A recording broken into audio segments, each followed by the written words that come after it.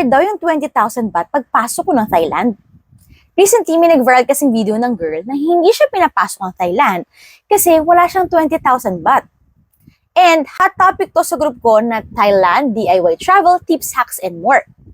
Ngayon, the answer is yes. Required po yung 20,000 baht per person or 40,000 baht per family na show money. Matagal na po itong rule na to. Dati nga 10,000 baht lang siya per person eh. Ang Philippines kasi kasama sa mga countries na pwede mag-visit sa Thailand nang walang prior visa na hanggang 60 days. Tagal, di ba? Ayun, question. Kailangan ba baht na cash agad yung dala ko? Hindi naman. Pwedeng dollars, pwedeng Philippine peso. Basta pag convert mo, dapat sa 20,000 baht. Another one. Doon sa group ko, may nangaaway doon sa friend ko kasi siya yung nag-post na sa requirement na to. Sabi, yung kaibigan ko naman, nandiyan. Ako naman, nakailang beses ako nag-Thailand, di naman kami hiningan. Di rin sila hiningan. Bakit? Fake news yan. Hindi po ito fake news. Nagkataon lang na hindi tayo natatanong kung may pera tayo papasok ng Thailand.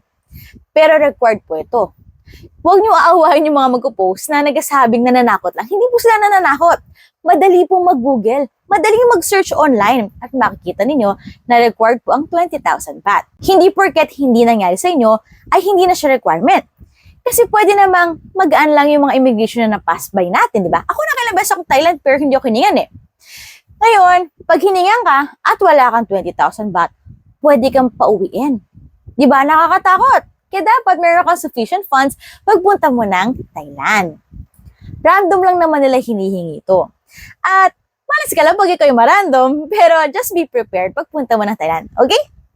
We hope this helps!